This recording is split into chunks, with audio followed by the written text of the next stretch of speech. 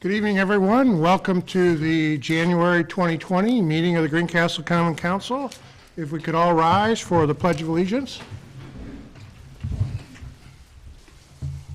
I pledge allegiance to the flag of the United States of America and to the republic for which it stands, one nation, under God, indivisible, with liberty and justice for all. Again, welcome everyone.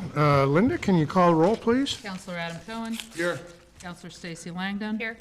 Councilor Veronica Pedro. Here. Councilor Cody Eckert. Here. Councilor Mark Hammer. Here. Councilor Dave Murray. Here. And Councilor Tyler Wade. Here. Our first item on the agenda is public petitions and comments. If anybody has a question or comment related to things other than are already on the agenda, we'll open the floor currently. Come on up and introduce yourself to the crew. I'm Kathy Merrill, and I was just here because of the whole recycling incident. I'll be talking about that a little bit later in my report. Are you sure? I didn't see it on here. But I'll be making it part of my report, but go ahead. Okay. I'll have a little bit more information that we obtained today. Well, I had seen, someone had forwarded to me the online banner graphic, and then there was an email and requests to some of the things that were being done as far as the totes being taken away. So I saw that, but it made me question how many people who don't receive that, what are we gonna do to make sure that all of our people know what's acceptable, what's not acceptable, how to go about getting our bins back if we still want to participate in recycling. Those were some of the questions that I had since ours was taken. I mean, we've been recycling for 16 years and there's never been an issue. You're not the only person that has happened to. I know. And when I called about it, the woman who spoke to me, you know, she laughed. I could tell. I was probably caller number 50 on a day, you know, or whatever. So there's been a bit of a disconnect between Republic Services number and the information they've been providing and other things. So I can go ahead and talk about that now if it's the will of the council. Sure. I think it also raises, you know, another issue too, that is just how do we, I mean, I know Steve Fields, when he was on council, used to be very frustrated because stuff appears in the banner. We put stuff in the utility. I don't know a good way anymore to help communicate better to the citizens. You know, it used to be we all read the newspapers. But now, no offense, we have to read 50 online versions of a newspaper, and it's just, it's a different issue than this, but I think, go ahead. Well, that, or even if it went in with our bill as a separate flyer, because I know when the water report comes out and all that, I'll read that because it's separate. If it's just tacked on to the end of my bill, I never read that little stuff that's on the bottom because I'm just looking to see what I owe and when I need to pay it. Not that information, but a separate flyer that comes in there. We've done that with some other things. Well, let me go ahead and Okay. perhaps some of the questions that you have will be answered. Okay. We continue to work with Republic on developing education and strategies to work towards a goal of 0% trash and minimum contamination in the recycling bins. Over 140 toters were found to be contaminated with trash. We did provide some pictures to the banner graphic, so hopefully those will show up as an example. A new list of revised recycling items has been developed. We've been working on this for some time, and there was actually some revisions that happened earlier this week. We are also working on a system to return recycled toters to households. A cover letter, information packet, and possibly a reminder sticker will be included as those toters are returned.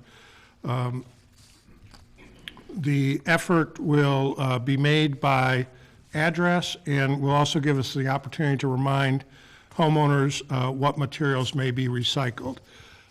We believe that the local team here for Republic was pretty aggressive at considering contamination based on a lot of the calls we have received. We are also looking at a reset of the entire recycling system. The reset may involve emptying all recycling toters as trash and then starting fresh. Some public relations issues and timing need to be worked out in this regard. Information has been posted on our city website, Facebook page, the West Central Solid District Solid Waste District webpage, and information has been shared with our local media outlets. Once details get worked out, announcements will be made through the local media and other mechanisms. Please note that the pause that was mentioned in this process may result in delayed pickup of recycling or dumping of recycling toters. Persons can still recycle acceptable items at the transfer station on Columbia Street. We are looking at sending out a mailing of the revised recycling list to all of our customers as early as next week. However, there's about 3,000 customers that we have, so there are some logistics that we will be working out. Unfortunately, the global recycling markets are having an adverse impact on our local efforts. Many communities are losing their recycling programs. For example, Linton, Indiana just lost theirs as of December 31st. Currently, we're the only program with Republic that we can still recycle glass. Unfortunately, markets have changed significantly in the last couple years, and this has had an adverse impact on our own efforts. I will readily admit this is a bit of a work in progress, and so there'll be further information forthcoming as we continue to work with Republic. We've been in pretty steady contact the last 3 days since this adventure has started.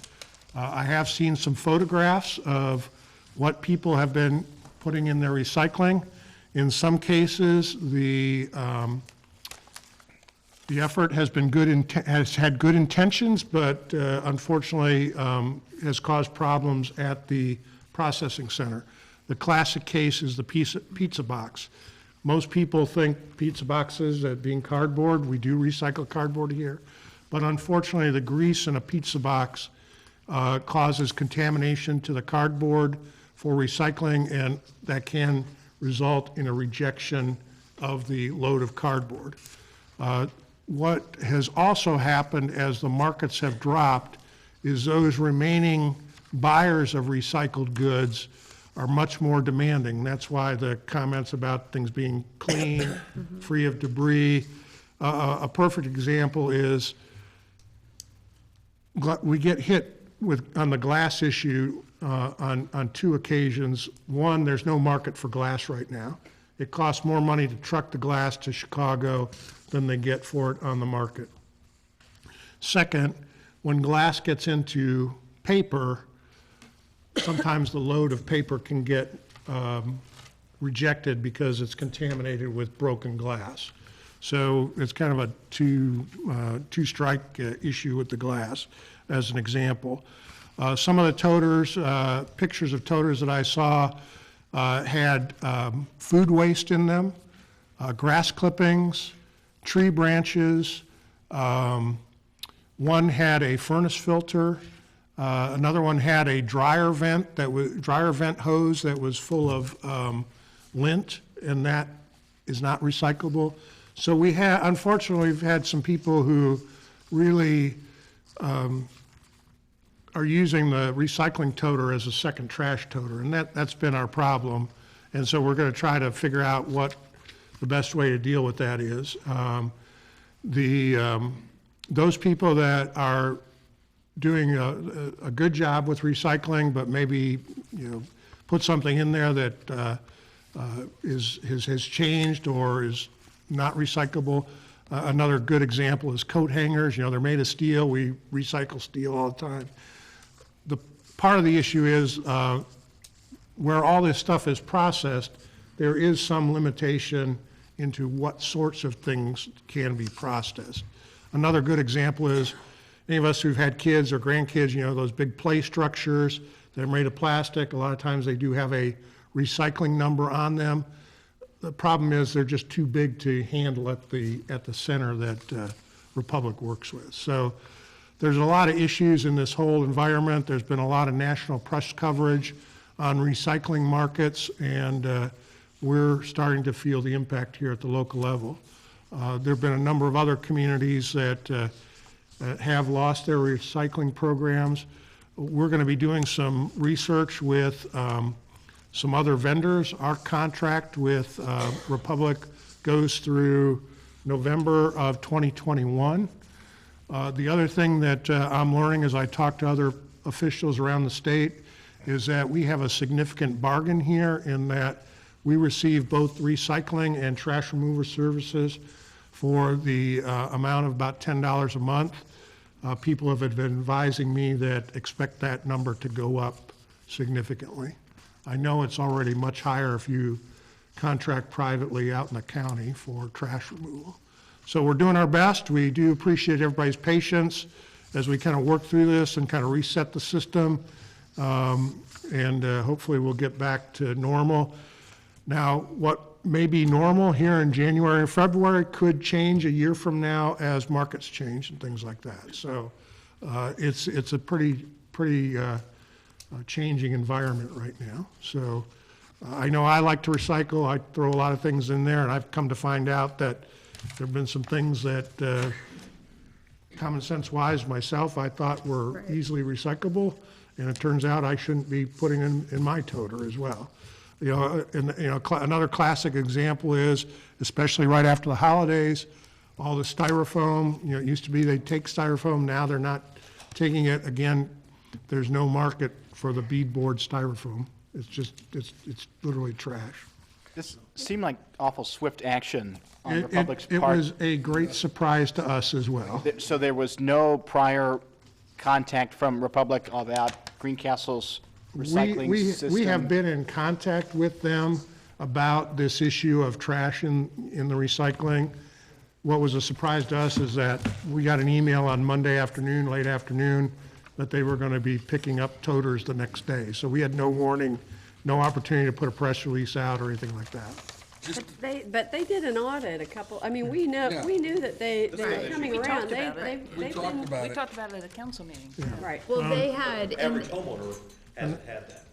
in that one, when you guys put that out in the paper, it said that if you had an issue, it either would not be picked up, and that was kind of your clue, or you would get a note saying what the problem was. None of that happened. Yeah, None exactly. of that. Well, mine wasn't That was picked the up. part I that can was, tell you that. that was the part that was frustrating to us, and it looked like everybody on at least our block, everybody but 3 was taken. And Well- it was done very sneaky, let's put it Well, I that way. can tell you, It looked that way. On let's just Tuesday say. morning, I came into work and the crew had absconded with one of our toters here at City Hall, and I was running down the street chasing them down. I said, bring the toter back, which they did after they emptied it, but, yeah, literally the guy in the truck said, well, who are you? I said, well, I'm the mayor, and he said, well, we're picking these up because they have certain things in it. I said, wrong, we're allowed to recycle those.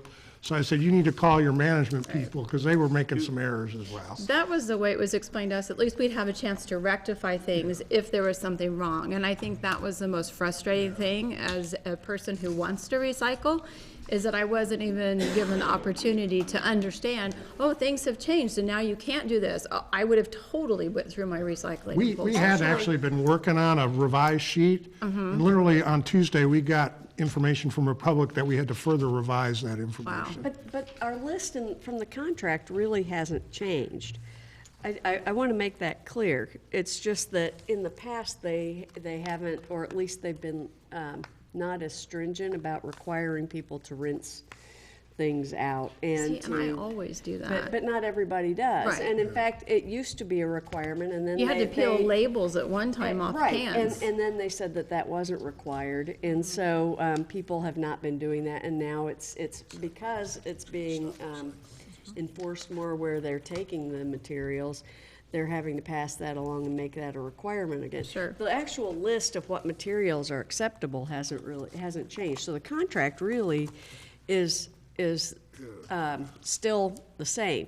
There's only one, there's one provision that says other materials that you would normally consider. There's been a few changes to the plastics. But styrofoam never was on the list, ever. So, Is in our there a regional representative that Republic has? yes, Yeah. we've been in close We've contact. been multiple phone calls over the I last several think the days. next meeting, they should be here, right, or in some capacity to help, one, I think, educate the public, and two, what this is the second sort of lack of communication and bad public relations sort of issue with Republic in the last 6 months, between this and the glass fiasco of last summer. And I guess my question, one was, when does the contract with Republic He said in expire? a year from next A year fall. from, a year from next I fall. think what we have, November of 2021. And I guess the other thing I would ask, and I don't know, and this is maybe something worth exploring, if there are any, it seems awful to me that profit motives are behind the good thing of recycling products in general. And I don't know if there are, any sort of public recycling, efforts that there are out there, or other communities that have been able to come up with solutions like this, because if recycling is good for the environment, it shouldn't really, and I know that Republic's a corporation, they have to make money for their shareholders and et cetera, right? But if there are any other kind of I alternative think we have to- solutions. I wish my poor swimmer, who's actually an expert in this, just walked out, but when I was home in Cleveland, what Republic did was wrong. But we run the risk of having no recycling. I mean, I watched what was going on in the Cleveland suburbs, where people were paying a lot more, and I'm watching my brother out there carefully sorting one can into this. I mean, he had 5 recycling bins in front of his house. There's no way people are going to put up with that. It was absolutely crazy. And he's having to think, like, this goes in this one, this goes in this one. Inevitably, what happens is you just don't do it. Like, plastic bags are no longer. Right, Right. when they were saying that was okay. And that was never in the contract, but Right. they said that to us, so we allowed it. Well, no, I was using And it as an now- example. We just have to And be now, careful. we have to tell people that they can't, but that's what some of the contaminated materials are now that won't be allowed and won't be accepted. So it's just a matter of, we really need to communicate with our customers. Their responsibility, it's our We responsibility have to to figure out how to contact do our that better. But customers. before I would bring Republic in here, I would like to see and know, before we talk to them, I want to see what's going on in other communities before we get ourselves down a rabbit hole where we lose all of our ability. I mean, I watched what was going on in the suburbs, and I almost fell over. I was flabbergasted. Well, Tyler, I agree with you. Recycling is great. We try to promote that. But on the other end, if nobody's buying the raw I'm material. not disagreeing with that at all, we right? don't- I think, If there's no market for it, what do we do with it? We don't have room to stockpile and wait for markets to come back.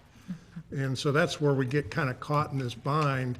We've built up a great community ethic to recycle things, but then we get them to a certain point, but if nobody's buying them, we're kind of stuck. And that's why I want to do a little more research to find out like what Ray's is doing with theirs and what, there's another operation over in Brazil, what they're doing with theirs to see if what Republic, if they're not pursuing these other markets or if it's consistent. But what I've been reading in the national press is that there's been significant changes in the market. Why don't we do this? I mean, Tyler and I can split it up. We have our compare communities we're using for salaries and everything else. You and I and one other council member wanted to, we could just make. phone calls, yeah, Make 4 emails, phone calls and just ask, no cost or what's doing, are they recycling and what are they recycling? No, ask for And cost, the too. cost, too. and cost. And Better well, I'm believe it. running to make That's the first call. important. Yeah, I'm just trying to make the first call. If they are, then find out. Yeah, all right. I mean, Yeah. we could Or split even if that they up. aren't, find out what they're paying for just trash service. I mean, we could Yeah, do that as yeah. council, because they're not Trash gonna and have time. recycling, both. If we get those 8 communities, we'll make those calls. Might Tyler, take 2 months. call in Crawfordsville, because there's a representative from Crawfordsville that sits on the solid waste district with me. And they pick up their own trash with their own staff, and they pick up their own recycling. And they've gone from a moneymaker to a money loser on it. Why don't we can do that. It might take us a month or 2. Oh, sure. But I think it'd be interesting. 'Cause I mean, I love to recycle, and I know that I get out there and I get easily confused. So we're looking at a couple different ways to help educate the public and things. We probably, as I mentioned, we'll probably do a mailing to all of our customers with the most current information. But as I said, this is a changing environment. It could change by the time we, come around next year again. Wow, that's Or true. even months from now, yeah. And that's the unfortunate thing, is it'd be nice to be able to make it some sort of a label that you could. Well, that's one of the On the things, top, that's one of the it's things we're gonna looking change. at. Well, we will be going out to bid, because I am sure they will want to go out to bid, or they will want this contract to come to an end. We went out to bid, this contract is from when Sue first got It's a long elected. time.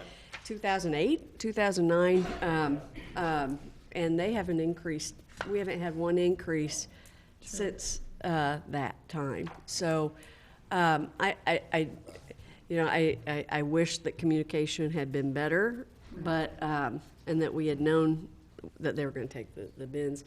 But they have provided good service for many, many years until just recently, and when they're trying to adjust to this new the way things are So running. to sum this up, so we keep, And so we will be, I am sure we'll be going out to bid, there's no question, next year, early next year. It's a long process for this folks will be contract. coming back, we'll try to get some estimates, and We have also asked Republic to update their own website because there's errors on their website as to what they're accepting. So Linda found that out. We were doing some checking earlier in the week on that. It's not really, well, the problem is they put different things, different communities have different things that they accept. It's not that and so they need to make ours tailored to what our community allows, because ours allows glass and others don't, and things like that. Well, no other ones do. And that's only because it's in our contract, otherwise I'm sure they would not be allowing glass, so. Even though for a short time they didn't allow glass, but Right, but we Several months. pushed. We'll keep working on it and, we'll try to get the word out as best we can moving forward with our local media partners and things. and in the meantime, rinse things out, and do things, I guess the takeaway is, in the meantime, I think it was in the paper the other day, if in doubt, throw it away. I really Yeah. hate that, but still at the same time, we can't be contaminated, because they're just gonna keep saying, look, you're still continuing to do this, so. Over 40% get turned away, 40% of our entire loads because one thing is contaminated. That's a problem. Yeah. So our goal again is to have zero trash and minimum contamination in the recycling bins. No food products, no dirty diapers, no mean, clean we're- Bubble diapers. wrap, no plastic wrap, no Yeah. No styrofoam. styrofoam. Yeah. No shredded paper. I've been shredded putting shredded paper in there forever. I didn't know that till that thing came out the other day. let's just now. Huh? I didn't know that till just now. Is this the list? That was a press release. that we- Okay, okay, thank you. I So we appreciate did that. post it on our Facebook page. It's posted on our city website. The new recycling guidelines are posted on our city website. We've also asked the West Central Solid Waste District to post ours because their recycling takes different things than the city recycling does, the out in the county drop-off locations. So we're Will trying that to, also kind of come out in the free newspaper that goes out to everybody? we sent it to Hoosier Topics, WREB, and the Banner. And Okay, the Banner, that's great. it was posted on the Banner website within about 10 minutes of Well, I when know we sent don't it. do online, so I didn't get that until after the fact. So, all right. Well, and our frustration was, like I said, mostly just the way it was handled. And we were mostly frustrated with Republic just because of how quickly. Yeah, And well, they didn't follow what they said they were gonna do. We weren't frustrated with City Hall or anything like that, but when I called to complain, I said, okay, who do we need to talk to? Because I knew it wasn't her fault, but we had to log that complaint somehow. And she said, well, there is a city council meeting. I said, all right, I'll be there. Well, So- we've had several discussions with Republic about their customer service center Okay. as well, because they're, Because they have done well in the past, Yeah. and I agree with what Lori was saying. I mean, $10 is very cheap. We were from a different community before here 16 years ago, and we paid more than that even then for recycling. And it was an opt-in kind of a thing. It wasn't even that everybody did it. So we understand, and so we've been blessed by that. But just to have this handled this way, just rubbed us a little wrong. So we appreciate your attention to it, and the quick attention as well. well, no, thank you, and please help us spread the word. I will. Thank you very much. Sure. Anybody else have some comments or any additional questions about recycling? 10 is cheap, I pay 20 on the counter. Okay. Move to town.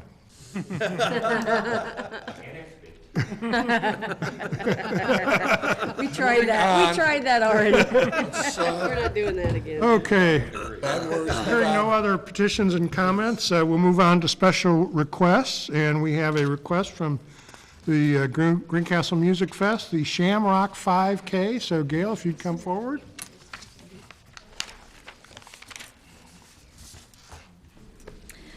Thank you, city councilors and Mayor Bill Dorey, for allowing me to make a request.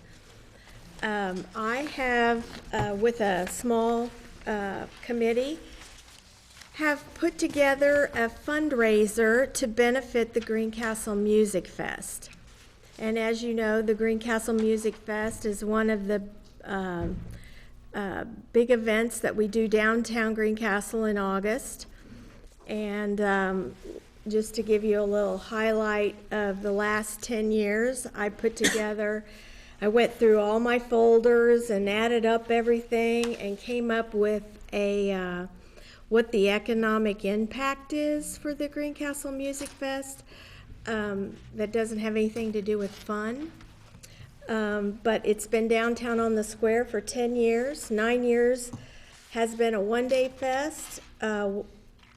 1 year was a 2-day fest. We've had over 38 talented bands, 2 appearances by Hall of Famer Lee Smith, 1 appearance by Don Von Tress, who's a songwriter of Achy Breaky Heart. You might find this interesting, so I'm telling you. 3 appearances by Baby Crasher, which was a baby that was named after the band. And I don't know if you remember this, but there was a pregnant young lady, and during the event, Mark Maxwell said, if you name your baby Crasher, I'll give you $1,000. Well, she did, and they've named the baby Crasher, and Mark even came up to the birth in Danville, and so they've kind of adopted this baby. And I'll just leave it at that. We've had 3 wedding proposals. We've had a total of 148,000 people who have attended. We've had $2,225,000 spent at the event. Wow. Just based on people spending $15, I figured up it's over $500,000 of economic impact. 400 games of cornhole, $138,000 of sponsorship. The cost of the event over the last 10 years, over $182,000, and around $35,000 in gate sales. Just thought it was kind of nice trivia. So with that being said, as we continue to grow the Music Fest going into the 11th year, we are always in need of more funding. And part of this funding, which I don't like to do, is fundraising and asking the community to help out with sponsorship. And I feel like we are a very generous community, and lots of things go on different levels, and all of our businesses and organizations have always been very supportive. But in the end, I just trying to think of, well, what else can we do that's fun, that gets other people participating, that maybe we wouldn't have to, just another area of fundraising. So we came up with a Shamrock 5K, and that is a 5K run, and the proceeds of it, we have some sponsorships, and then the proceeds of it will go toward the Music Fest. I was absolutely shocked at how many people are interested in this. Now, as you can tell, I'm not a runner. I should be exercising, but I'm not. But a lot of people are. And I was recommended to contact a company out of Terre Haute called Crossroads Events. And they're a professional company that puts on races all over the Midwest. And I have hired them to take this event and make it great. And so we've got a great working relationship with them. And so, like I said, if you go to the greencastlemusicfest.com website, you can get all the information about it. However, and you can sign up too. We're really looking forward to that. But the real reason I'm here, other than telling you all this, is I'm going to request some street closures, and I want to explain to you how this is going to work. So a 5K is like a little over 3 miles. And Ethan Page from Terre Haute was real excited because he really thought our community was beautiful, and of course, incorporating the campus, he thought that would make for a really interesting, pretty run. So he has, I think you all have a map. We'll get to that map in a minute, but the event is on Saturday, March the 7th, and the run actually starts at 10 o'clock, but I'm requesting that Indiana Street on the south side of the square and Franklin Street on the north side of the square, very similar to First Fridays, those are the streets that I'm requesting to be closed. And we're going to have vendors set up, we're going to have a beer garden, we're going to have a band, kind of like a First Friday kind of thing, but that's where the race will start, and that's where the race will end. So those are the streets that I'm requesting be closed from 8 a.m. until 2 p.m. in the afternoon. The other streets on this map that we'll be running down, we're wanting to do a rolling closure. And what that is, which I didn't know until Crossroads told me, is we've got 40 volunteers that will be at each street, and what they won't close the street until a group of runners come, and then they'll stop traffic, let the runners go through, and then let the traffic go back through. There are 3 streets that will have local law enforcement, and those streets will be College and Franklin, and then College and Washington Street, and then West Hannah and Jackson Street. And we'll have local law enforcement there to help the runners get across the streets. Now, this map, as it is right now, we've had to make a few changes because I spoke with DePaul today, and they've got a big event going on that particular weekend. So they have requested that we don't run our runners through the campus there, where if you're running down College and you get to Seminary Street and we had thought we could run right through the campus. But they've suggested that we don't do that because they're expecting a lot of people. What's So, going on? some science thing, or I talked to Angie Batten about it today. So we're going to readjust the course a little bit, so we don't want to mess up. We want to keep them happy, and so we're just going to go down Seminary to Locust, Locust to West Hannah, and then go across Jackson Street, and then run all the way around the athletic area on that. There's a little road there, and then come up Hill Street, and then on Madison, and then back down and back downtown. But like I said, I'm waiting to hear from Stevie Baker Watts to make sure that we can do that around the athletic fields. I mean, she said that there's nothing going on that weekend. All the teams are out of town. I don't need to look that up, okay. But I just want you to know, I'm working closely with DePaul so I don't disrupt what they're doing. But as Angie said, you know, I'm asking for city streets to be closed, and she said that as long as we're on the city streets, that she's fine with all of that, so. They have no jurisdiction if I'm. Right. Let's just be clear for the record. Right. Be fine, but it doesn't really matter, right? They can be fine. I mean, I want to work with DePaul. I know, But for I the know. record, Well, The city streets are owned by the city. right, right. Well, anyway, so like I said, I think it's a great event. We have people already signed up from, where's my paper here? There we go. Gail, is it rain or shine? Rain or shine. Okay, yeah. Rain or Or shine. snow? Well, the only time we would postpone it or cancel it is if there's ice. Okay. But we have people from Crawfordsville, a lot of people from Brownsburg, Brazil. We even have somebody signed up from Fort Wayne, Indianapolis. We're expecting a couple hundred people. So I think this is gonna be a really, Weather cooperates. yeah, really cool event, and, everybody's, it's targeting a different group of people, and, At a much different time of year.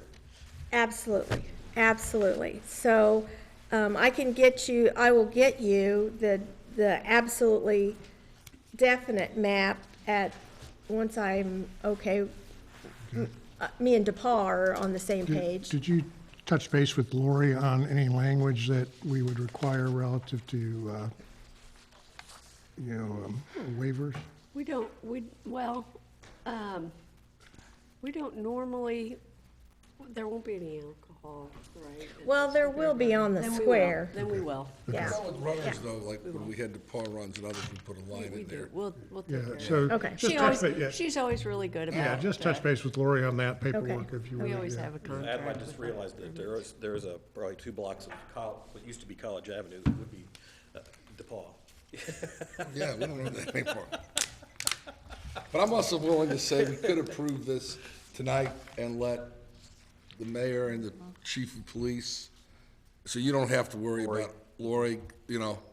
We've done that, for new council members, we've done that before. We just approved the concept, provided both police and fire sign off, Lori and the mayor sign off. I would be happy to make that motion, and you're welcome to come back and advertise it again to us, but we don't have to be your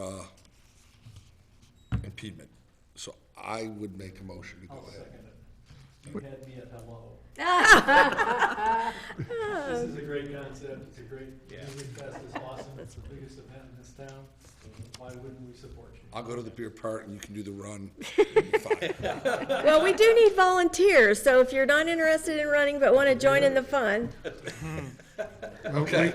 We do have a motion and a second to approve the request, subject to coordination with various city departments. So any further questions or discussion? Hearing none, please signify your approval by saying aye. Aye. Any opposed or any abstentions? Hearing none, you're good to go. We'll continue the Well- conversation to coordinate the final details. I will, and thank you for being so supportive. It's, when I was talking to Crossroads, they said, well, do you have a good connection with the mayor or somebody at city council? And I said, yeah, I think I do. So, thank you very much. It's Okay, have a appreciated. good evening, thank you. Next on our agenda is department reports, and most of our department heads are here this evening, and I'm sure Rod will come up to do a little marketing for the Park and Recreation Department, and other folks are available if anybody has any questions. And Rod, we're running, I know, yeah. Okay. We'll talk about that. I dropped a 15-page document on your desk in regards to things for 2019, the good things, that improvements that we did in the park, okay? In Toledo, we had new playground equipment. At Big Walnut Sports Park, we have exercise equipment at Big Walnut Sports Park. We're doing improvements at the Greencastle Aquatic Center that started in 2019 and will be completed in 2020. I'm not going to sit here and cover that 15-page document with you. What I'd ask you to do is review it because I've reserved time with you on the 23rd, okay? So these are just accomplishments that we did in 2019. If you want to talk about it then, that's great. More importantly, we want to look at where we're going in 2020, 2021, that kind of thing, okay? Now, we do have 2 programs that I would like the opportunity to promote. They're the last 2 pages of your packet. We have Winnie the Pooh Day next week, January 17th at the Putnam County Library. It's a free program. We're working in partnership with them, and we'd like to see a lot of people attend. 3:30 to 5, January 17th. Enjoy cake, ice cream, crafts, and the reading of Winnie the Pooh. And then our annual Brick Mania Lego Birthday Bash. We're doing this as a Putnam County Food Pantry Lego Fans Food Drive, scheduled for Sunday, January 26th, from 1 to 5 at the Putnam County Museum. I'm a member of the Indiana Lego User Group out of Indianapolis. I've got 10 people coming over, bringing their creations, all made of Legos, to display for the kids. And, well, all Lego fans, let's put it that way, including the ones sitting here at the table. Yeah. Lori and Eli are gracious enough, they're gonna bring one of their collections to display as well. But entry, it's basically free. Just bring in some food for the Putnam County Emergency Food Pantry, some non-perishable items, or a financial donation, okay?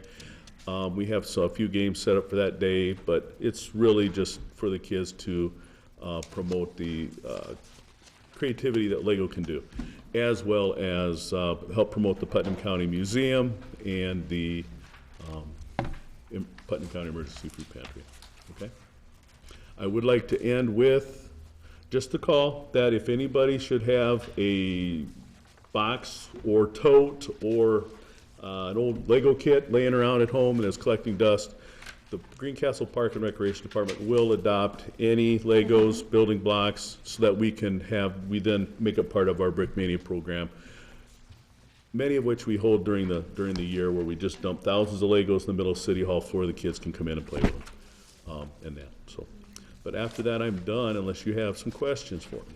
So we should bring this back with us on the 23rd, right? Yes, if you could, please. I will have copies for those who do not remember it, but yeah, that would be great. Okay. If you get a chance, you really should come to the Lego thing. It's pretty cool. I'll remind you. Some great displays, and these guys are, if you go to Brick World, you'll see some of this. These are the guys from Brick World who come, so. Yeah. Some of these, we call them, their creations are displayed at Brick World Indianapolis, Brick World Fort Wayne, Brick World Detroit, Brick World Chicago. There's one in Wisconsin, and now they've introduced Brick World Kansas City. I think we're gonna bring about 30 Harry Potter sets. Okay, cool. Yep. I've got a city train that I set up kind of like the model railroad with. You're gonna need bare feet and the Legos on the floor. Anyway, so yeah, so that's what we got going. Mark us down, just stop in. You're there for 5 minutes, you're there for 4 hours. It's all gonna cost you just a can of food, okay, for the food pantry. The other thing, I think Rod's mentioned this before, it's a nice partnership with the museum because attendance at our park project helps boost the museum when they go to get grants and things, so it's a nice partnership. Yeah, so that's how it benefits them. The last couple of years, we've hit right at about 300. Our goal this year is 500 and just as many cans of food, okay? So if you guys want to attend for just 5 minutes so I can count your head walking in the door, okay? Rod, I'm risking something here, but could you just say like 2 words about the fact that you're already recruiting lifeguards? Recruiting lifeguards, yes, we are. It's more than 2 words. More than 2 words, yes, I'm sorry. Yes, 2 words, so yeah. Yep. Applications for lifeguarding positions are available here at City Hall. We are recruiting young people to join us, and so. The applications aren't quite ready yet, but yes, we are looking for lifeguards for the 2020 season. With the improvements that we're doing both inside the facility and proposed outside, I'm hoping that we have more people there, and it'll be a nice, bright place to work. Okay. Hey, on that note, yes. I just got a notice the other day that they are having classes at DePaul. They're starting really soon. I'm looking for the notice now. That's when I got it. They had 2 days notice. With Ms. Brecher at DePaul. So anybody who's interested in becoming a lifeguard, now is the time. I think the classes start almost immediately. So. Email looking for kids from Cloverdale, South Putt, North Putt, Greencastle, everybody. Email mbretcher@depaul.edu, or I guess if you email me on the website, or Veronica, we can, we'll get it over to Mary. Well, thank you very much. You know the name Mary, her husband was a longtime swim coach here in town. Rod, I'm concerned about the wage scale for lifeguards. Okay. Seriously concerned about it. Yes. You had trouble attracting enough lifeguards last summer at $9.25 an hour. You had lifeguards that worked 8-hour shifts, 7 days a week, trying to staff that facility. Yes. Now you're gonna put equipment in place that's gonna require more lifeguards, Correct. not less. And so I'm looking at you and the clerk treasurer and the mayor to come up with a wage scale that's higher than $9.25 an hour. Because it's not competitive in the area, and these are young people who take on serious obligations. Yes. Both of my daughters were lifeguards a long time ago. Both of them were in life-saving procedures. There Yes. was one last summer. Yes. And we need some of our best and our brightest. We are not paying anywhere close to what they should be paid to take on that kind of responsibility. And I am seriously worried about the fact that we'll put all this equipment in, we won't have enough lifeguards to staff it, and it'll be closed. That's only slightly exaggerating on my part. Get the wages up somehow. Okay. So And we can get talent in there. And Dave, I would agree with you, okay? And I could step further stating that we need to look at wages all the way across the board, but with the wages that we get for our lifeguards are drawing our younger lifeguards, our new lifeguards. A young person could become a lifeguard at 15, okay? I like to keep them, and we're rotating quickly, so if we can get the wages up, hopefully we can retain the guards that we have, so that we don't have to keep retraining brand-new guards every year, okay? And, We looked at the issue of scholarships, we can't do that. We've gotta find some way to Right. get a sufficient number of able people in there to staff that facility, or it's gonna be closed. You can't open it without lifeguards. Do we know what other cities pay their guards? It will be in our salary. Oh, well, okay, then Yeah. let's come back to it. okay. I That would mean, I be- know that that would be nationally fine. there is a shortage. And I do know that Right now. we have asked questions in regards to that. One of the questions that we have going to the IPRA conference is to seek that information as well. There are shortages in jobs all the way through town. Well, I'm saying that lifeguards, I mean, I probably have a dozen emails in my inbox right now Okay. of communities writing me, asking me as the swim coach, do I have students that are coming home? Do I have students that would consider moving there for the summer? It's not us. We're lucky in that we have 1, 2, 3 high schools within 10 minutes of Greencastle, 15 minutes of Greencastle that do have swimming programs. We have 2 instructors that we're working with, well, one out of, we'll say, North Putt, okay, that is training their lifeguards. But again, they're training new lifeguards, they're training young lifeguards. What we're looking at is trying to retain the lifeguards that we already have on staff who are already trained. And I've got one lifeguard already who has expressed interest as assistant manager, and we believe she's gonna do a really good job. When you're working 8 hours a day, 7 days a week, you don't have a summer, and Right. you're gonna lose a bunch of staff because of that. Correct. Well, and then some of the other businesses in town already pay more than what we do. And that's All okay. of them. Well, you also have. Except for DePaul lifeguards. Well, They pay less. but the difference is, the difference is, and we probably need to move on, is unfortunately in our case, when we're an outdoor facility, we send the kids home when it rains, and that, the advantage of working in the indoor facility is you have the set income Correct. versus the outdoors, which is why I'm beginning to see more places salary them out. Okay. But anyway, Dave is right, we need safety, we need older people at the So- pool. We will, He goes to So there's a employment. percentage of what federal financial aid dollars that has to be allocated to community projects, if I could remember correctly, right? You're gonna Some ask me percentage something of. I don't know. Yeah, some percentage of federal student aid money has to go towards community initiatives. And I wonder if that might be worth exploring with folks at DePaul in terms of some of the places where we have shortages at, if there's some sort of, Or even- middle ground. Or even being able to pay for the training. Right, Or yeah. definitely pay I for will the, look we don't into even that, pay You for know, the guard DePaul uniforms. had a We don't loss even pay for recently in that. our, Yeah, financial Pay aid. for half we of pay, it. Yeah. yeah. this might Pay not for be half of it. Right. the best week to call over there. But I tell you what we'll do, so I don't take up any more of your time. We're meeting on the 23rd, okay? I'll have Krista, who's my assistant director, and I should add earlier that one of the biggest improvements to the department is getting Krista to come on. Okay, she's doing a wonderful job, but she's not only my assistant director, she's also the aquatics director. She and I, between the 23rd, or between now and the 23rd, we'll see what we can come up with for you, okay? Thank you. And your next board meeting for the park is when, in February? It'll be, actually, I can announce that, it's the 23rd at 7 o'clock. We're going to hopefully award the winning bid for completing this summer's improvements to to the aquatic center. Okay, so we're at 7 o'clock, I'm meeting with you at 8 here.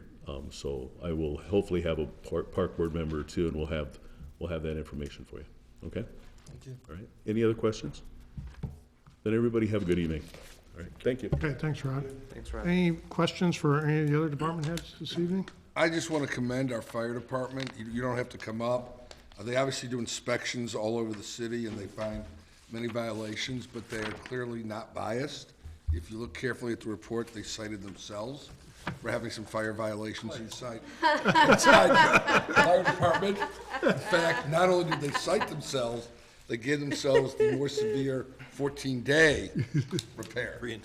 So, just thank you for being honest, and we know now that when you cited every other building at DePaul for something, it wasn't just DePaul you were picking at. Thank you. I just want to add to that, because I had the same thing, and Cody, you're the new fire department liaison, I did that for a couple of years, and I have total confidence in Chief Burgess and his staff. But when you have 50 inspections and 47 of them are unacceptable, only 3 of them are acceptable in this report, it would be nice to have a feel for what the violations are. I mean, how serious they are. So when we get to our meetings with department heads, I'm hoping with the fire department, that will be one of the things that they can come back with some additional information and reassure us and the public that places aren't burning down while we're watching, which I know is not the case. But that's an incredibly high percentage of violations. John, any comments or anything? You're good, John. No? Okay, thanks. Other department head questions or anything? Hearing none, our department heads are released to enjoy the evening with their families. Okay. Move on to reports, mayor's report. Couple of odds and ends here. I think we're finally going to get Locust Street back open. I've been hammering our contractor there. They've been placing concrete, and I believe they finished most of that today. They've asked if the street could remain closed until next week to let the concrete cure, because it's winter, it takes a little bit longer than it does in the summertime. And rather than have it break up and have to go back and do it a second time, I said that's fine. Again, we do appreciate everybody's patience. There may be some intermittent street closings on Olive Street. There was one today that we approved. They're bringing in some large equipment for the new dorm, and I think they've got one more day that they may need a couple hours to do that. So that's still underway. We continue to work on the lease with the Y Project. Lori and I have had a couple of phone conferences with our attorneys, so we believe we're pretty close. We're also making progress on getting things together for the construction management side of the project. Pool improvements, Rod mentioned that the work is underway at the bathhouse. The walls have been painted, ceilings painted. They were prepping the floor today. The pool slide bids are due January 21st, as Rod mentioned, and we believe we can make the award on January 23rd. We did talk to the engineers. If a company wanted to propose an alternate slide manufacturer than what they specified, they were supposed to contact us so we could get that approved. As far as I know, nobody has done that. So we have probably as of tomorrow, we'll ask the engineers to go ahead and order up the shop drawings for the slide vendor to help gain some time. No news on the Campus Link trail from NDOT yet. We are in the process of putting together the list of sidewalks and street projects for 2020. So Brad and his team are out checking sidewalk segments and things like that.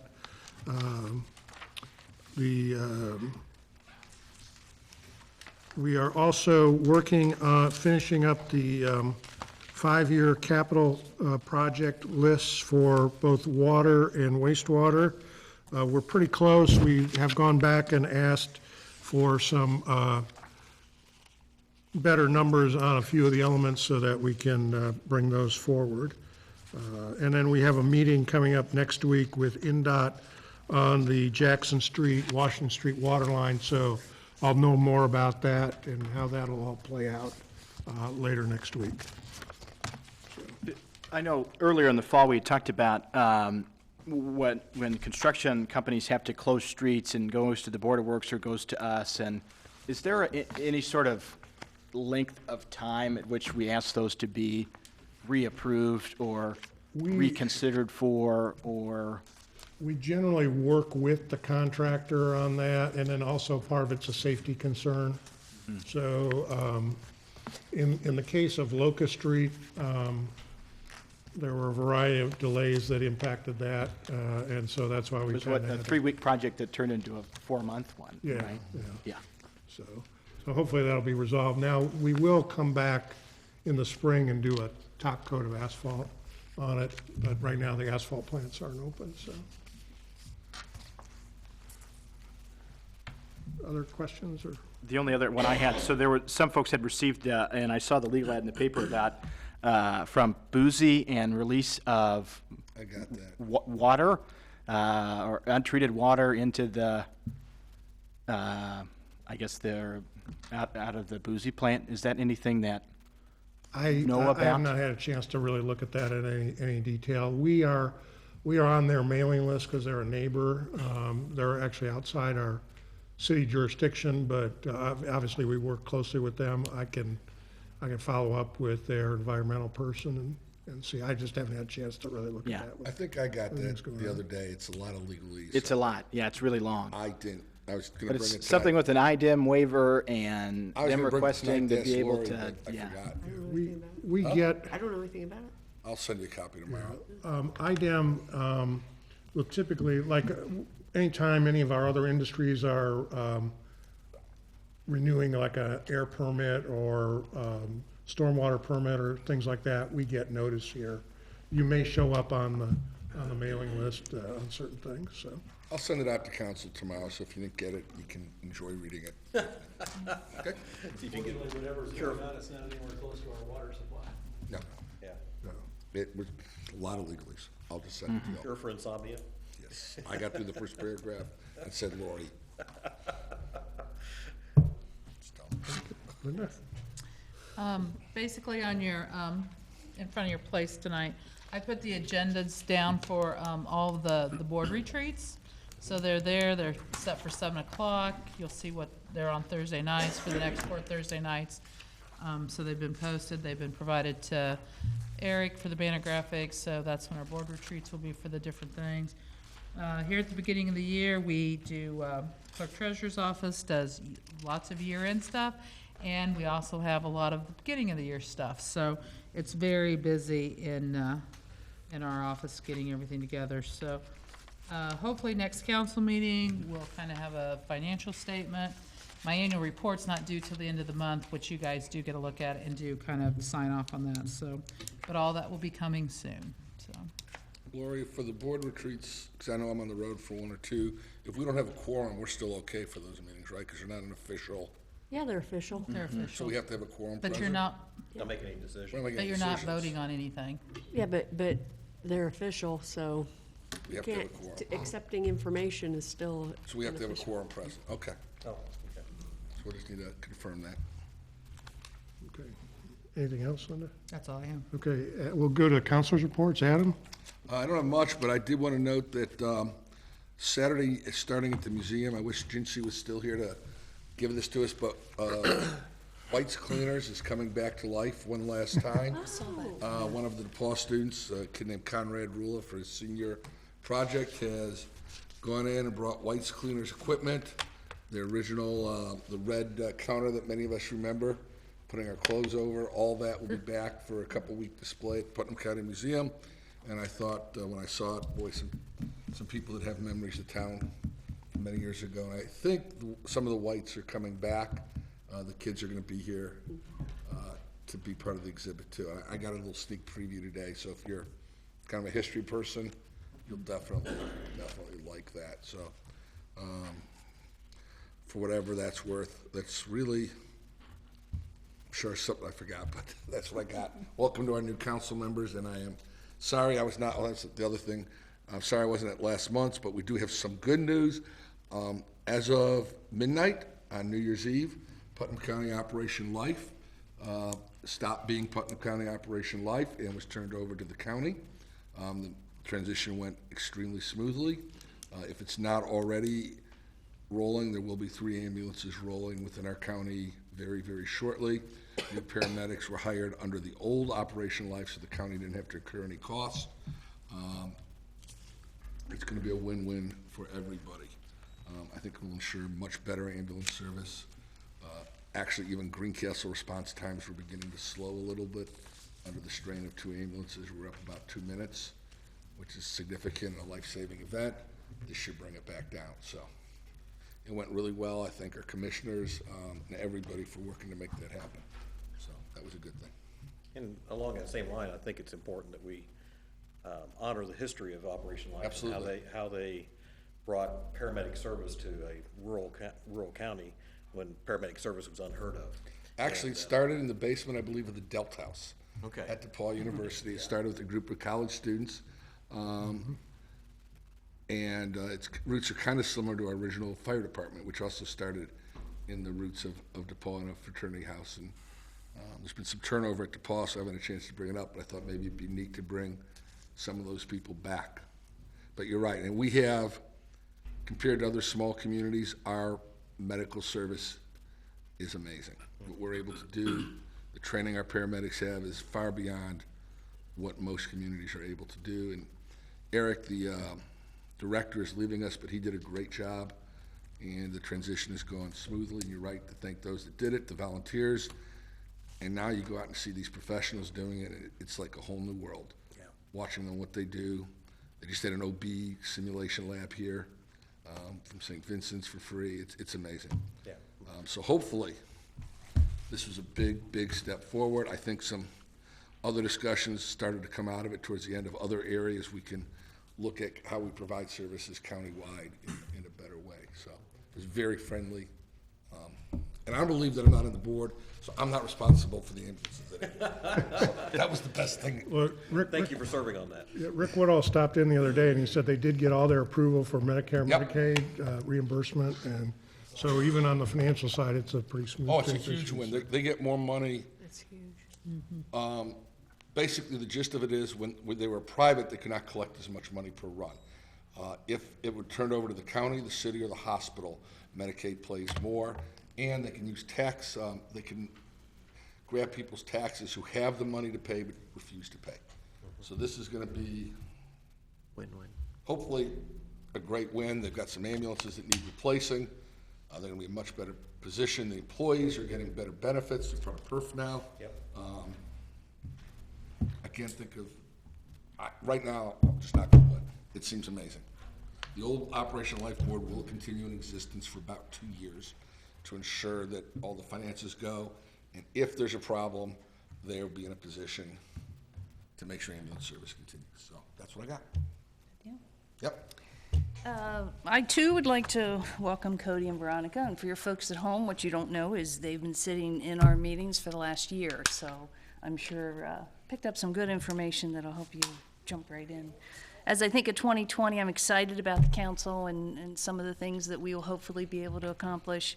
Personally, I passionate about this salary study we're going to do and the strides, hopefully, that will make good on the promise that we made to our folks this last year when we were doing the budget, that we were going to do a deep dive and find out exactly where we stand as far as other communities. And my other hope is that we really make some progress on the community center. We've been talking about it so much, and it's to the point now where hopefully we're going to move forward. So I'm excited about 2020, and that's all I had. All I have is a big thank you for the warm welcome for everyone, and best wishes for us all in the coming year. Yeah, I want to thank everybody for the welcome too. I'm excited to work with all of you. I was also very pleased that Veronica and I got to attend a training regionally in Noblesville where we were exposed to a lot of information. I'm grateful for that, and thank you for carpooling. That was really nice of you. But looking forward to serve. For any of the constituents out there in the 4th Ward, my door is always open. So find my contact information and reach out. Okay. Welcome as well. So we'll continue that officially, or whatever. I hope, I asked Bill to get me the amount because I wasn't certain of the dollar amount, but I know that for the last several years, Bill has been putting in the budget that each one of us has money to spend in our wards or in the councilman at large can spend wherever. And I just want to make, it's $9,000 a year, and I don't think we've really probably been taking advantage of that too much. I know at one point we thought was a good project, and money was set aside already from another source. We folded some of that money into additional sidewalks and curb and gutter Yeah, stuff yeah, too, curbs so. and gutters and stuff like that, so. But anyway, for the 2 new ones, I want to make sure you're aware that you have that.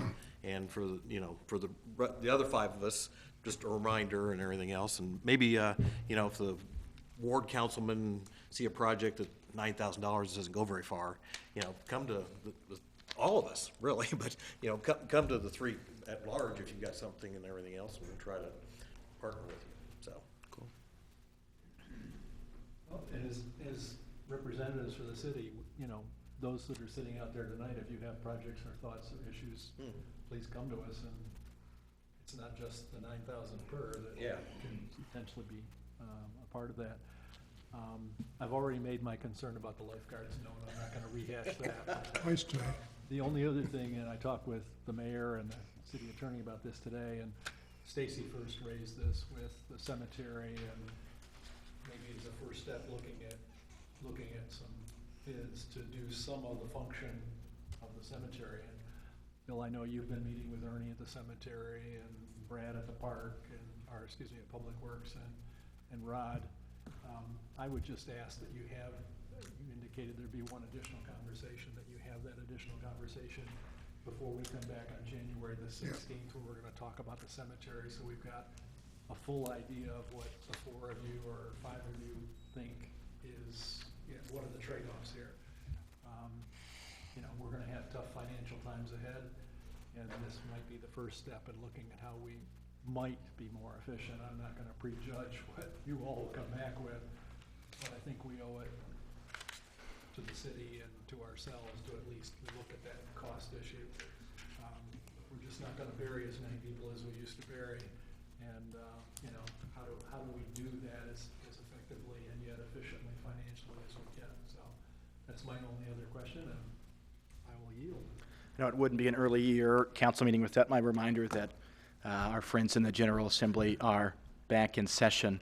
And to Stacy's point about salaries and to Dave's point about budget tightness, this is not a budget writing year in the General Assembly, but always a good idea for folks and for all of us to pay attention to what goes on with Cody's bosses there at the state legislature. And maybe Cody can, put in a good word for, supporting municipalities and local government and being able to fund operations more adequately than we have in the last 16 years. Well, thank you, Tyler. I encourage you to reach out to your representative. Oh, I do, quite often. I do quite often. We try not to be too annoying, but we do reach out. Thank you all. Next item of business on the agenda is approval of minutes of our regular session of December 12th, 2019. Entertain a motion to approve. I'll move to approve the minutes of December 12th, 2019 as presented. And I will second the motion. Are they in? We have a motion and a second to approve the, I didn't find it. not in there? So we'll just have to trust that. Yeah, Oh, well, They were on the online. They were in line, yeah. Yeah. okay. The packets that we picked up, I guess, were done. You two are welcome to vote traditionally. Well, you were at the meeting, so you can vote. Traditionally, if you weren't watching the meeting or didn't vote, if you watched it. Technically can. So. They can vote. They can vote, yeah, I said you technically can vote. I'm just saying what and they watched it, so yeah, go right ahead and vote. We got a motion and a second. have people had an opportunity to look at them in your mail email packet, or do you want to just delay until? Let's delay. Table it. table it, yeah. Withdraw it to table it till next month. Okay, Is that we'll okay? hold for next month. Lori, is that okay? Lori's grimacing. It's not okay, is it? Make a motion to table. Okay, Lori. That's fine. Okay, I'll make a motion. I'll table our motion. I'll second. We have a motion to table and a second by Cody. What's the difference? They just voted All those in favor of tabling approval of the minutes till next month, please signify by saying aye. Aye. Okay. Next on the agenda is approval of city claims, and Mr. Hammer has the claims as usual. Okay. Payroll is at $441,896.28. Pensions, $15,757.62. Direct accounts payable, $270,807.69. And general accounts payable of $122,632.52, for a grand total of $851,094.11.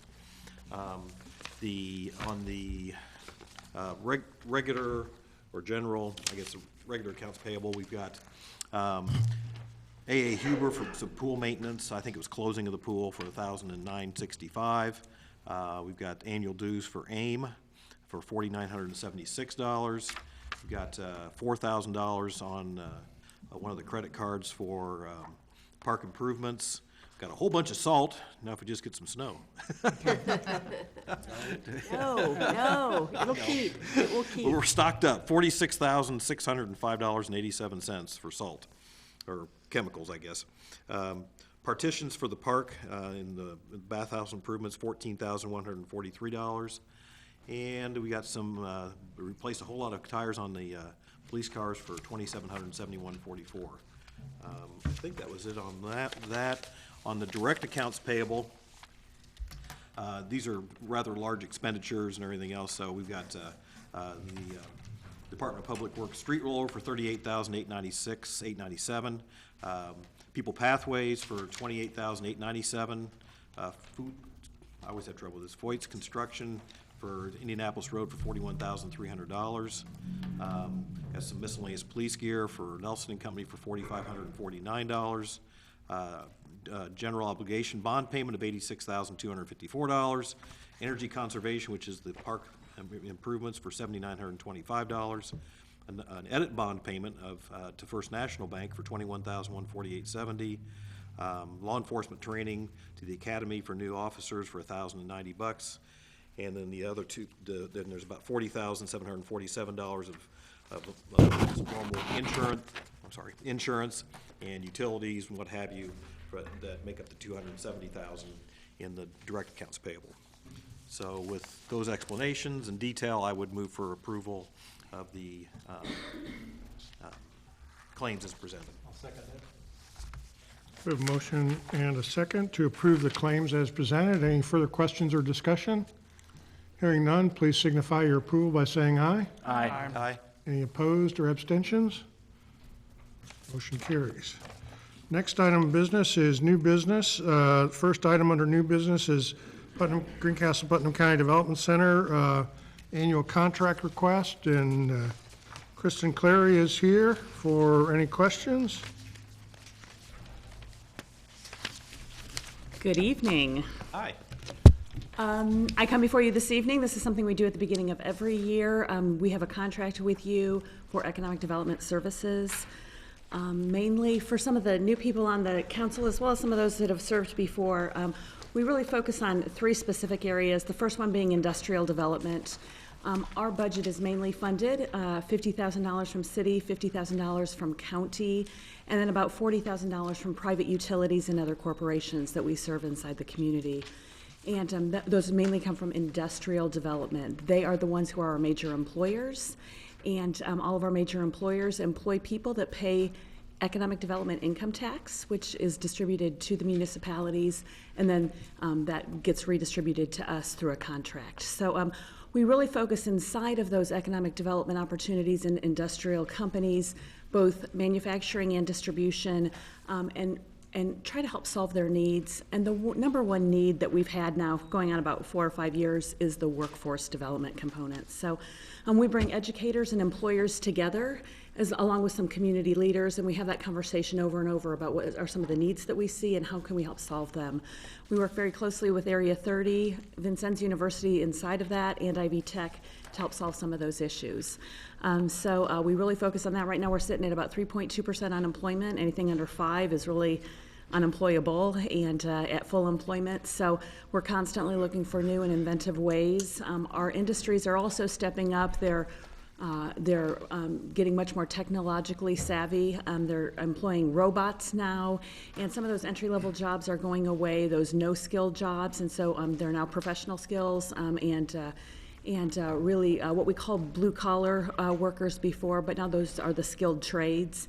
And so they do require a lot of certifications and other things. So, but we have employment opportunities in almost all of our distributors as well as our manufacturers. So we focus on industrial development, workforce development, and then last year we focused on, and the last couple of years, downtown development. We grew the Main Street program. We have since handed that off to our own Main Street director, Mike Richmond, and so he's taking that and running with that. So this year we're going to focus on leadership development. Putnam County had a leadership academy many years ago in the early 90s. It's been tried to be revived a couple of times. That's fallen by the wayside, so we're going to put a little bit of emphasis on that this year as well, and trying to work through some of those challenges and try to get some leaders built up right here, which is focusing on leaders within the community so that they can be our next generation when we're all ready to step away. So. Some of the things that I do inside my contract, tax abatement is number one. Anytime an industry grows, adds machinery and equipment, or increases their footprint, we work with them on tax abatement opportunities. So I come before you in the spring every year and talk about those companies that are in compliance with their tax abatement, as well as any new companies that are expanding. Existing companies that are making new expansions that may want to apply for tax abatement. So I work with all of them on that. Also, we market property that we own out behind Chiota, as well as what the city owns along Ballard Lane and some other things. Bill and I work closely together on any requests for information for new potential opportunities within the community. So those are just some of the things that we do. I would like to take the opportunity to invite you all, and you will be receiving, if you have not already, invites. We have an annual meeting. We have board of directors, and we have an annual meeting every February. So this February, it will be on the 14th, Valentine's Day, and it will be down at Endeavor Communications. We are a county-wide organization. We don't just focus on Greencastle. February 14th at 11:30, Endeavor Communications, we're going to talk about broadband and company culture. So broadband is huge in the county. Greencastle is very fortunate. They have a pretty wide variety of options and great access to it. But there's some places in the county that don't. Endeavor's been a great partner with the southern part of the county. The North Putnam area is a little bit underserved, and so Endeavor is going to talk about how they're going to try to increase their footprint, continue to increase their footprint, and they do that through great opportunities through their sales force, and so they continue to expand, and it's going to be a great opportunity. So the last 3 or 4 years we've had it right here in Greencastle. This year we're taking it out of city and we're going to move it down to Endeavor Communications. So inviting all of you to join us, and I would love to see you there. And another thing about broadband, what you might not realize, more and more people are working from home. Instead of going to work, they're working from home, and sometimes that really requires broadband if you want that option and that opportunity. And so, with unemployment as low as it is, we've got to come up with creative ideas, and so that might be one of those, and so that's why it's so important to economic development. And then lastly, I wanted to talk about, and Adam will be happy with this, Adam came to me and said, I've got an intern from DePauw, he's a senior econ major, and I'm wondering if we can't find something for him to do over winter term. So Matthew Netherton is our senior econ major and our intern this month. He's doing a great job. His focus is really on the fiscal cliff. We talk about that fiscal cliff. How much can you make before you make too much and you get all your services taken away? So Matthew's taking a deep dive into that. Anything you want to add? Not really. I just got started on Monday, so I'm working until the end of January. So I'll let you guys know what I find out when I do that research. He's doing a great job, and I know Adam's really proud of him. He's one of his swimmers, so I'm not going to say anything right now. I wanted to ask about the website, but I'll ask another time. Okay.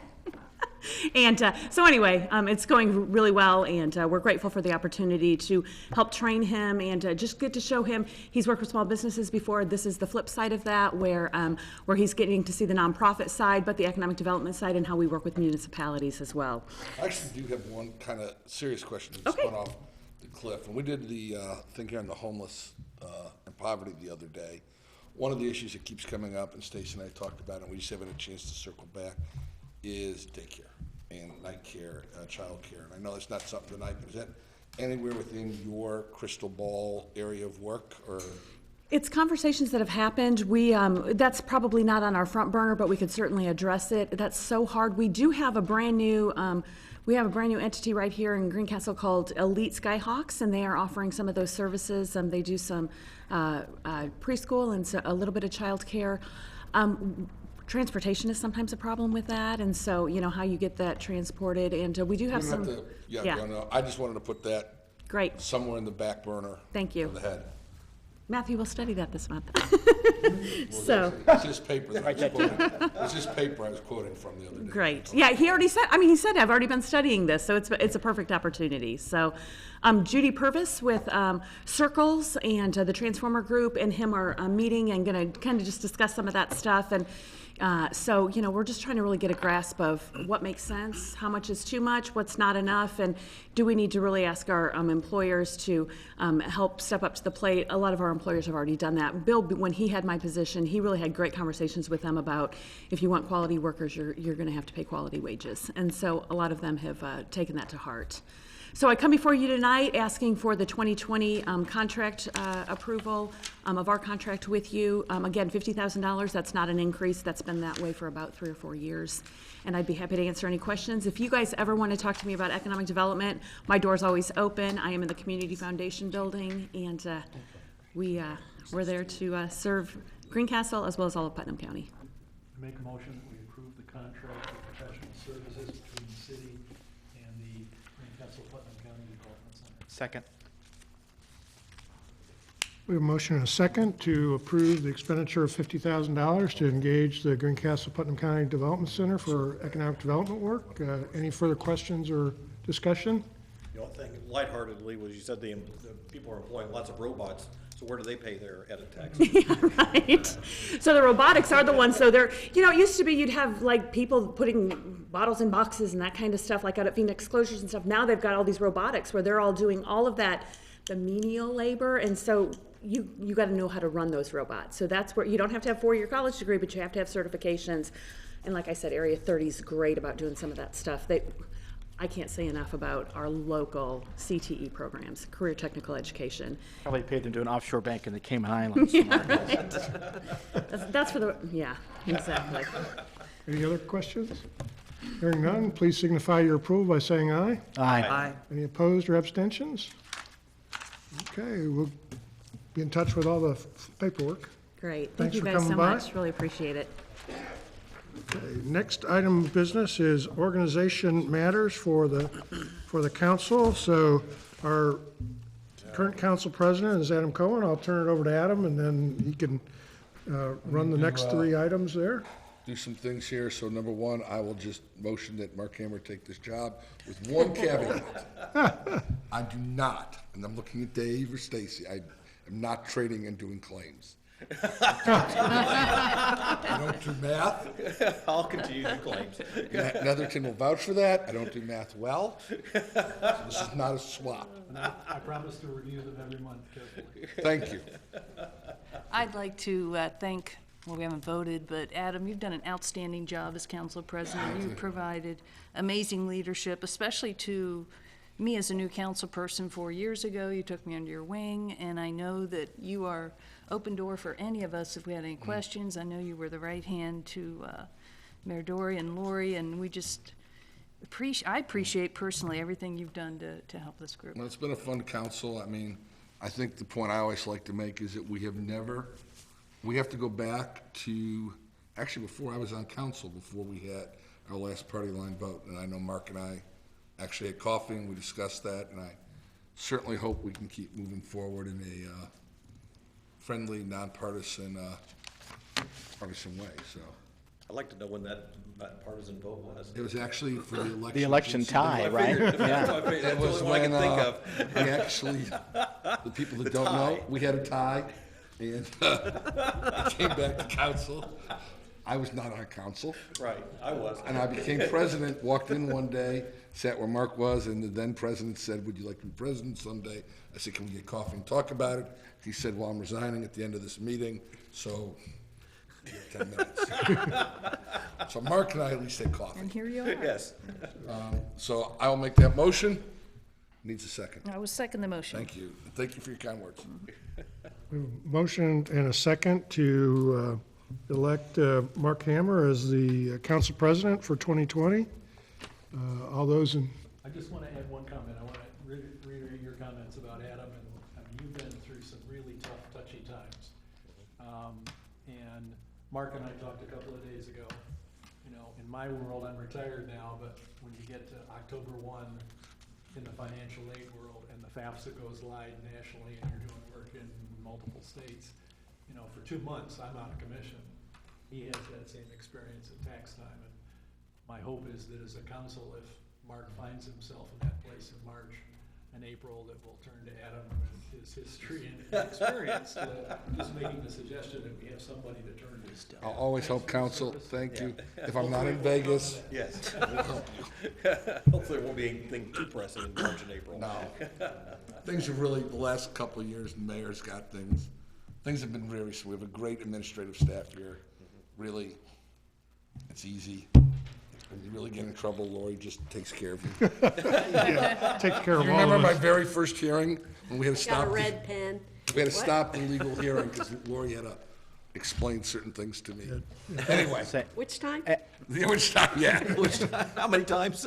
I want to echo too, Adam has done a great job as council president, and I've really enjoyed his leadership. He's somebody that I can always count on to text me early in the morning on my way into work, or on Easter Sunday, or whenever, and I enjoy that about Adam an awful lot. He has a good sense of humor, and has been a really an awesome council president, but an even better person and friend. Definitely appreciate his I've enjoyed service. it. And I get up at 5:30 with the swimmers, and I'm Jewish, so Easter Sunday.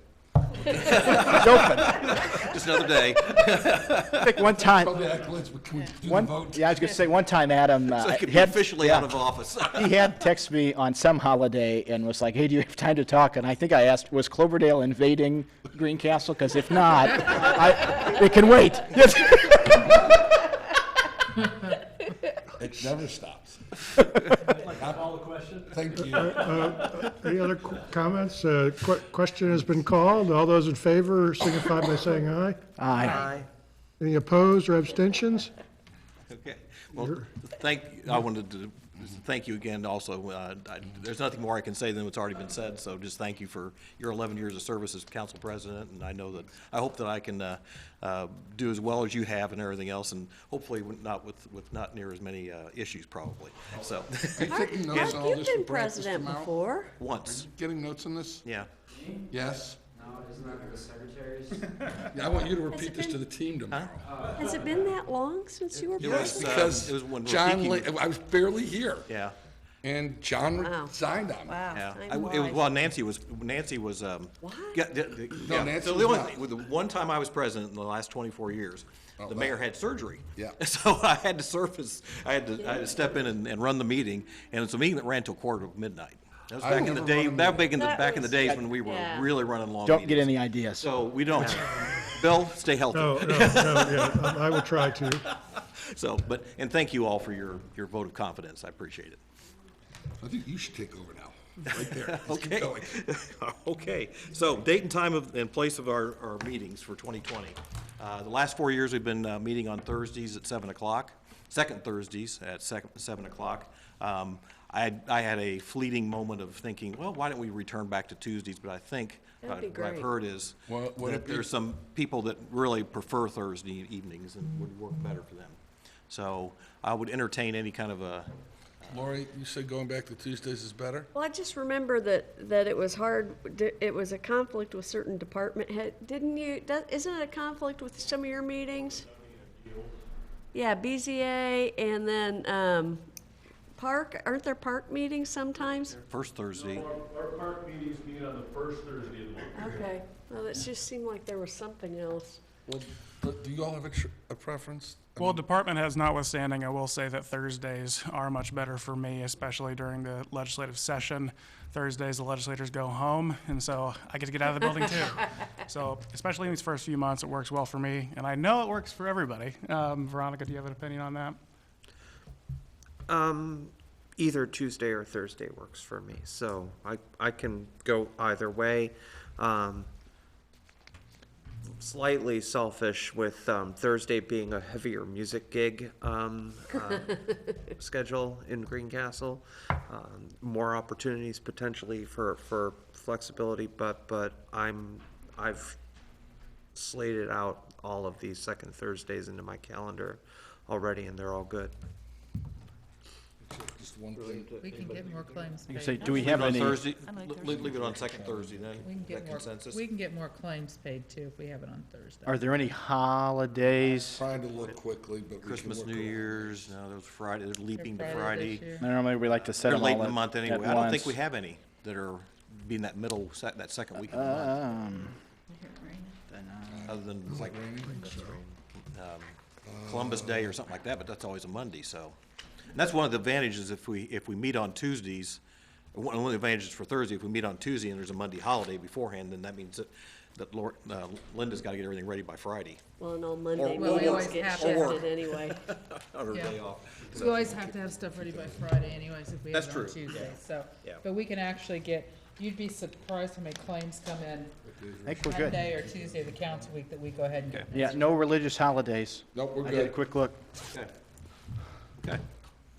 So are we consensus to just continue second Thursdays at 7 PM here at City Hall? You Consent. probably need a motion. We do. Need a motion? Okay. I'll second. I moved, I guess. Was that I thought Veronica's that was a second? motion. Second, I guess I made it. Okay. All those in favor? Aye. Aye. Anybody opposed or abstaining? And annual appointments, I'm gonna go back to the mayor because he's got, Okay, yeah, well,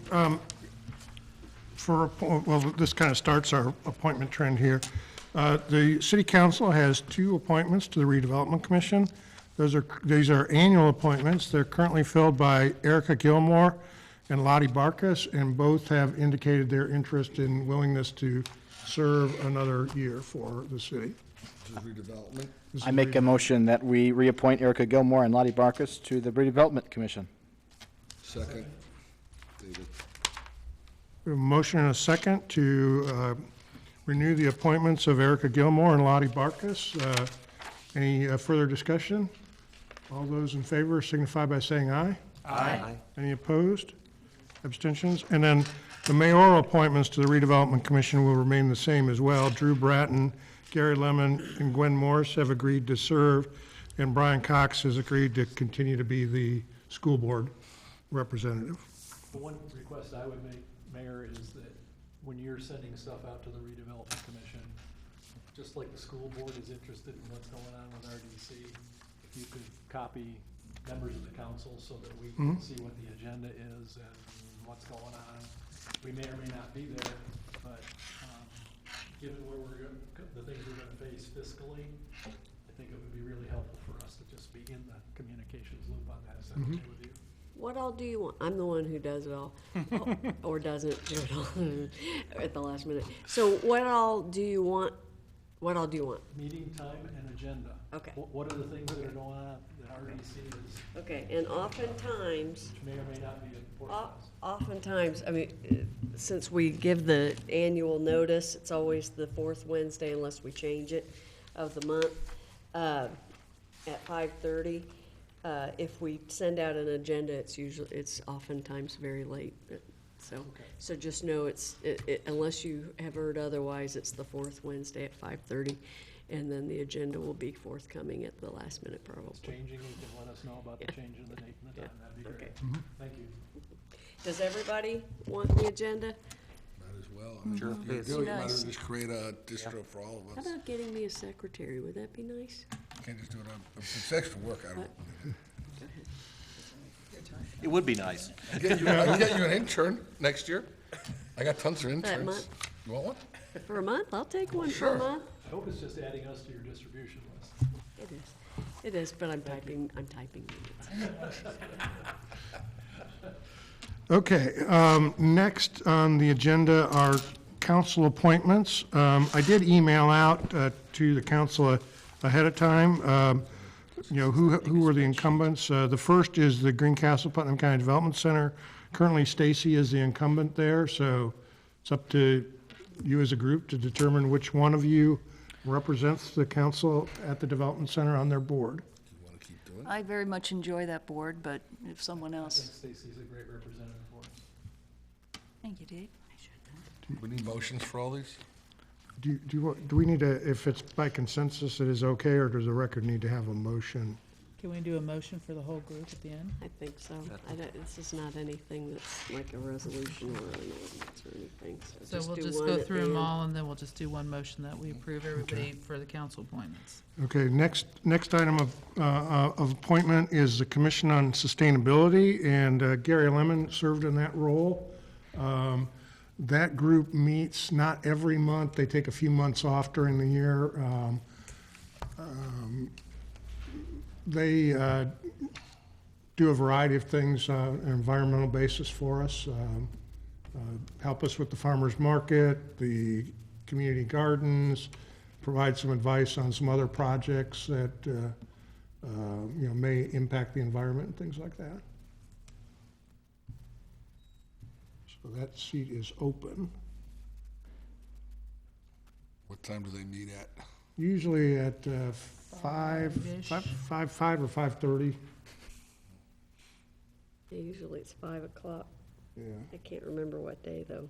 What day of the week do we know? I don't remember. it's I almost want to say it's Tuesday. yeah, it's Tuesday or Wednesday. It's early in the week. They don't meet all the time. They don't meet every month. And that's one that If you can't make their it. entire budget is $2,500. It's more of a assistance, educational group. If you guys want to think about it, we can fill it next month, if people want to, and we can get the meeting schedule out to everybody, if that's a concern. I'll do it if no one wants to do it. It's fine. I won't be able to make all those meetings just with practices, but Maybe they'll take the months off when you have your practices. I think they meet more in the summertime, okay. spring. So If somebody else decides they want it, just please say so later. Let you know. are you gonna take it on, Adam? I'll take it.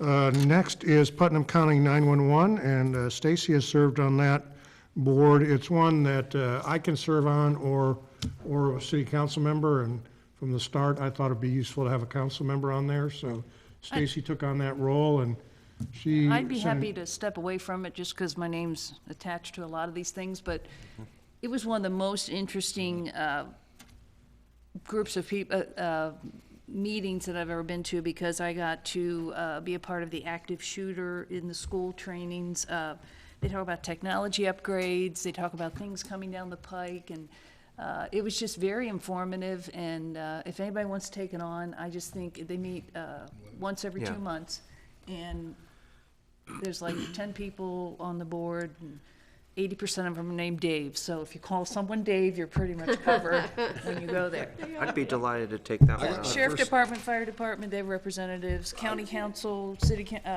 commissioners are on it. and I think you it's- find it fascinating. I It got my is first tour of fascinating. 911 Center when I was on the Operation Life group.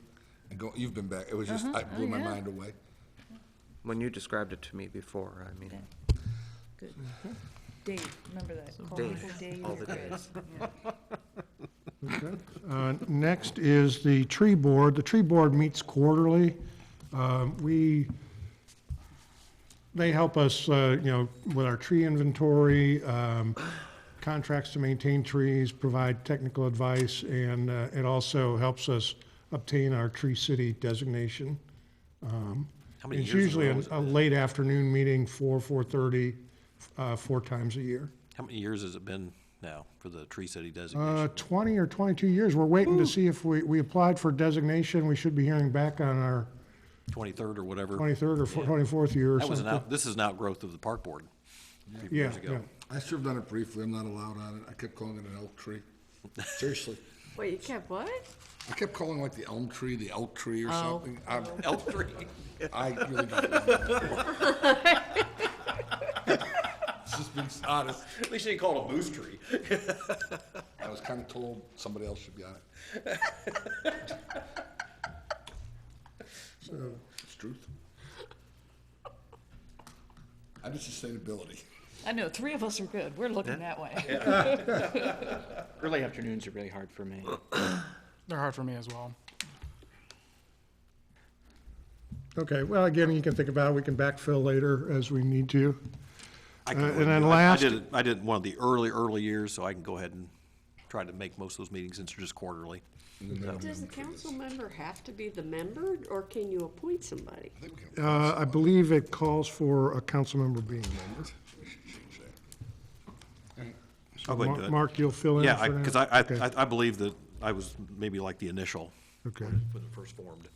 I mean, usually the meetings are about a half hour, 45 minutes. He's been on the council And then first. last is Plan Commission. This is a statutory requirement, and Mark has served in that role for a number of years and indicated earlier he'd be willing to continue. Thank you, Mark. Sure. Thank you, Mark. It kind of goes hand in hand with, So- hand in glove with the Plan Commission, so, yeah. His term will actually begin February 1st on that, because the way it's set up is the terms end on January 31st, so.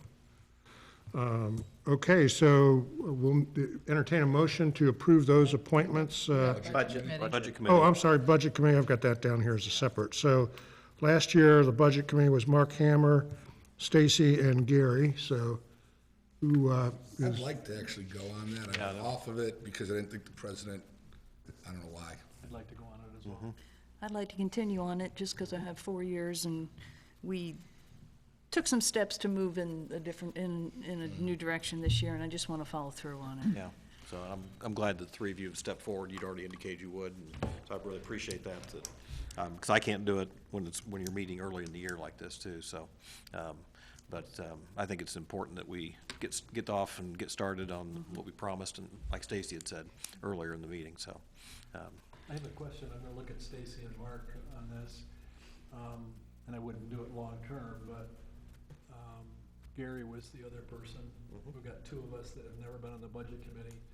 And is it kosher to ask Gary for this first year with the background that the 2 of you would have to be a part of the discussion? Obviously, he's not on the council anymore, but you know more about the depth of those discussions and what went on, so I don't know whether I'm asking a good question or not, but that thought occurred to me, so I think it'd be great. I don't know if He brought a lot to the table. Yep. Means and medians and all kinds of things Yeah. that we didn't even think about. Yeah. Oh, yeah, if it's at all possible, I think that'd be great. I mean, I guess he'd be a non-voting member, or is there any? Really no vote. I mean, it's just committee, you know. Yeah, we just bring Yeah. recommendations. Yeah. I mean, Yeah. You could, I mean, technically, they could add anybody as an ex officio or anything, right? Yeah, it's your committee, you can do whatever you I want. thought, you know, It's a good idea. you being the only person Good that has idea. the The history. experience, yeah.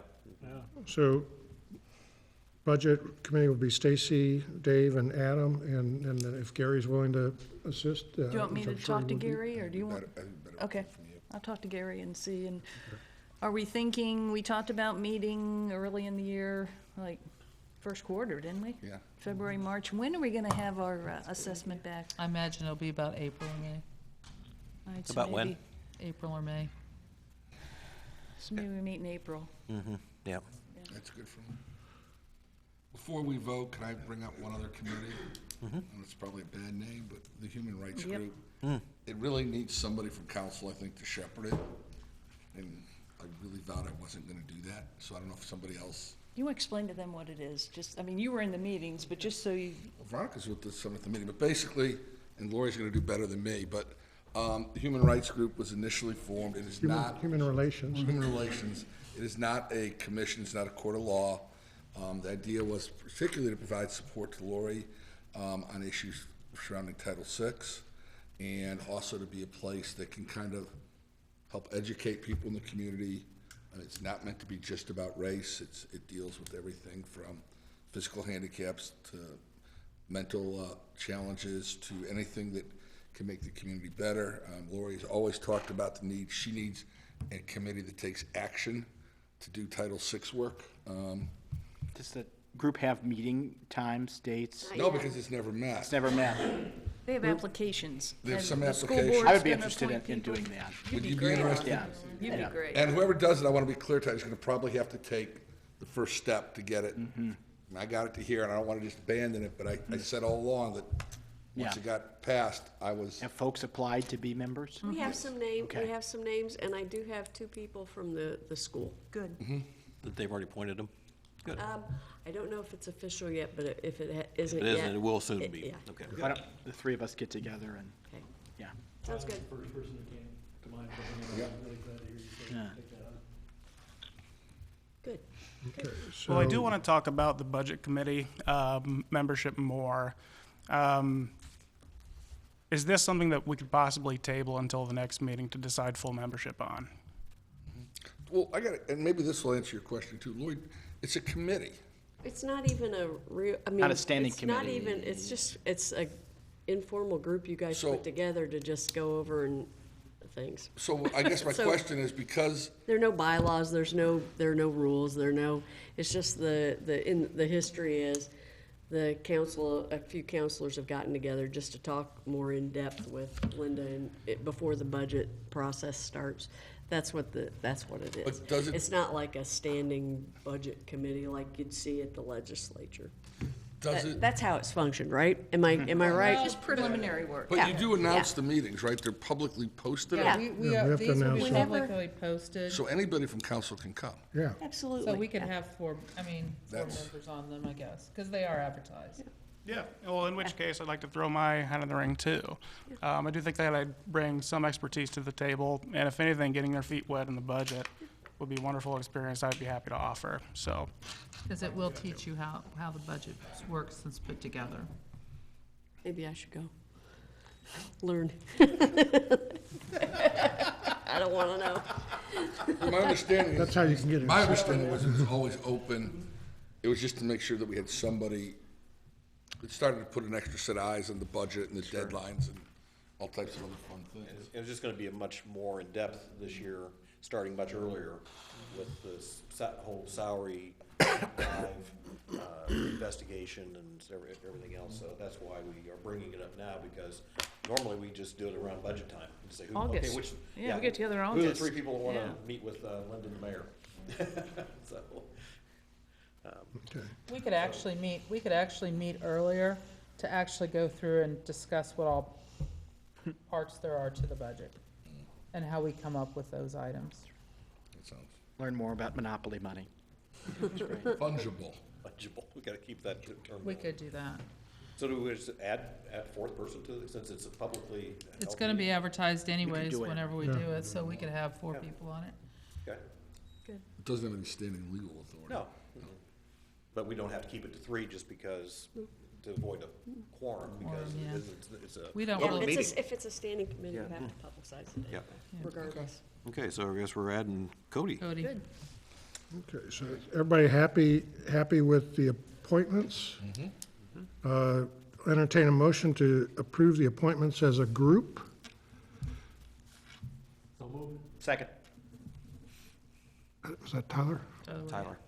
A motion and a second to approve the appointments as discussed and noted. All those, any further questions or discussion? Hearing none, all those in favor signify by saying aye. Aye. Any opposed or abstentions? Motion passes. Okay, next are department liaisons, and I think unless there's some back and forth here this evening, the only person that didn't email back a preference was Adam, and so the remaining department was the utility, so other than assigned, he was added to that slot, so. I've never Can we done go through those utilities. real so- quick? Yeah, so basically, for the departments and based on the requests that, expressions of interest that were emailed back, the fire department is Cody Eckert, Forest Hill Cemetery is Veronica, Parks and Recreation is Tyler, police is Stacy, Public Works is Dave, Utilities is Adam, and then Mark will fill for the Planning Department due to his role on Plan Commission. Is that one also up at the end of January, or is this going on? You got one more further? year. I got one more year? Okay, on the Plan Commission. Pretty sure you have one more. Okay. I was on that list. I think you have one more year. Okay. For Planning. For Plan No, Commission. his term expires, his Planning Commission term expires January 31st, 2020. Okay, And same. then, so you pick up, your new term starts for 4 years, February 1st. Okay. Okay with that? I'm fine. Yep. Right. A motion for council appointments, do we need a motion for the department liaisons, or is it just as stated? I don't think so. I think it's big then. I make a motion to adjourn the meeting. I second. Weren't we supposed to do? Well, Yeah, it's we're a going to separate adjourn this agenda. meeting and then Separate go to the meeting. workshop. Oh, okay. So we have a motion and a second to adjourn. We'll take a little bit of a recess and then just reconvene for a study session for a little bit to go over a couple of departments and preparation, so. You don't get to go. Aye. Those in favor signify by saying aye. Thank you. It's okay, we're off camera.